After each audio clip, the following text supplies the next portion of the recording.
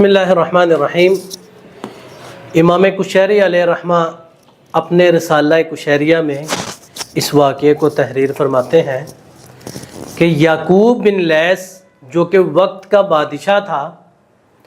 اس کو ایک ایسی بیماری لاحق ہوئی کہ جس کے علاج سے طبیب عاجز آ گئے۔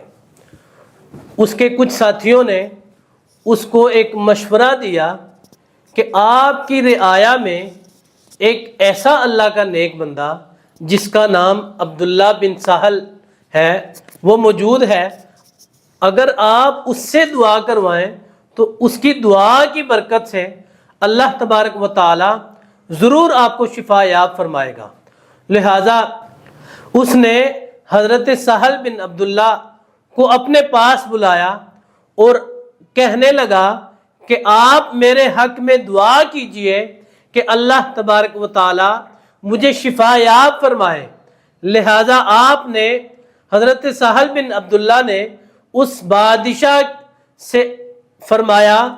کہ تیری دعا، میری دعا تیرے حق میں کیسے قبول ہو سکتی ہے جبکہ تیری رعایا میں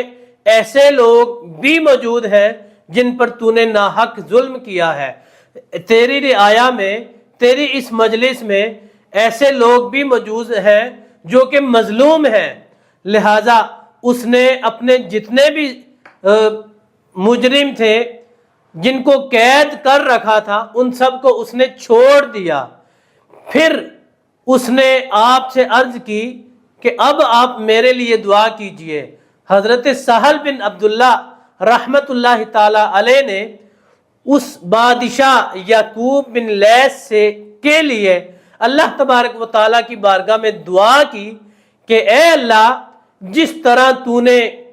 اس بادشاہ کو اپنی نافرمانی کی وجہ سے ذلت سے ہم کنار فرمایا تھا، اسی طرح اے اللہ اب اس بادشاہ کو اپنی فرما برداری کی وجہ سے عزت سے ہم کنار فرما۔ لہذا ان کی دعا اس شخص کے حق میں اللہ تبارک و تعالی نے قبول فرمائی۔ چنانچہ آپ کی حضرت سہل بن عبداللہ رحمت اللہ تعالی علیہ کی دعا کی برکت سے وہ بادشاہ صحت یاب ہو گیا، اور پھر اس نے صحت یابی کے بعد خوش ہو کر آپ رحمت اللہ تعالی علیہ کو مال پیش کرنا چاہا، تحائف دینا چاہے، لیکن آپ نے وہ تمام مال اور تحائف لینے سے انکار کر دیا۔ پھر آپ کے ساتھیوں نے آپ سے پوچھا، آپ کو عرض کی کہ آپ مال لے لیتے اور غرباؤں تک، مساکین میں آپ مال لے لیتے اور مساکین میں تقسیم کر دیتے، تو آپ نے صحراؤ بیاباں میں کنکروں پر نظر ڈالی تو وہ ہیرے اور جواہرات بن گئے۔ تو آپ نے اپنے ساتھیوں کو مخاطب کر کے فرمایا کہ جس شخص پر اللہ تبارک و تعالیٰ کا اتنا خاص فضل و کرم ہو